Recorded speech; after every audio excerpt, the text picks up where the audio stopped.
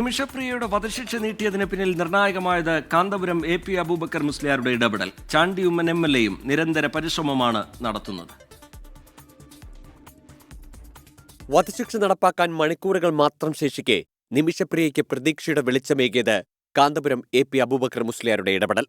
വിഷയത്തിൽ ഇടപെടാൻ കേന്ദ്ര സർക്കാരിന് നയതന്ത്ര പരിമിതിയുണ്ടായിരുന്നു. യമനിലെ മതപണ്ഡിതൻ ഷെയ്ഖ് ഹബീബ് ഉമറിന്റെ ഉറ്റ സുഹൃത്ത് കാന്തപുരത്തിന്റെ രംഗപ്രവേശം അപ്രതീക്ഷിതമായിരുന്നു. പിന്നീടെല്ലാം വേഗത്തിലായി. കാരണം ഒരു മനുഷ്യൻ എന്ന നിലക്ക് എന്നെ കൊണ്ട് കഴിയുന്നത് ചെയ്യുക എന്ന നിലക്ക് തന്നെ പൊതുവിഷയത്തിൽ ജാതിയോ മതമോ ഒന്നും നോക്കാറില്ല. നിമിഷപ്രിയയുടെ മോചനത്തിന് ചാണ്ടിയുമ്മനും പരിശ്രമം തുടരുകയാണ്.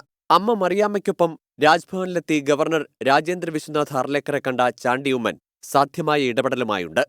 നിമിഷപ്രിയ തിരിച്ച് മലയാളത്തിൽ വരും എന്നുള്ള വിശ്വാസമുണ്ട്.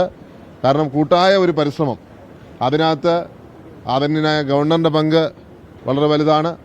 അതുപോലെ ആദരണീയനായ കാന്തപുരം അബൂബക്കർ മുസ്ലിയാർ അവർകൾ.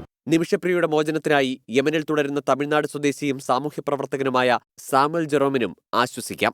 വധശിക്ഷ നീട്ടിവെച്ചതിനെ താൽക്കാലിക ആശ്വാസമെന്ന് വിശേഷിപ്പിക്കാം. വധശിക്ഷ റദ്ദാക്കാനുള്ള ശ്രമം വൈകാതെ ഫലം കാണുമെന്നും പ്രതീക്ഷിക്കാം. 24 തിരുവനന്തപുരം.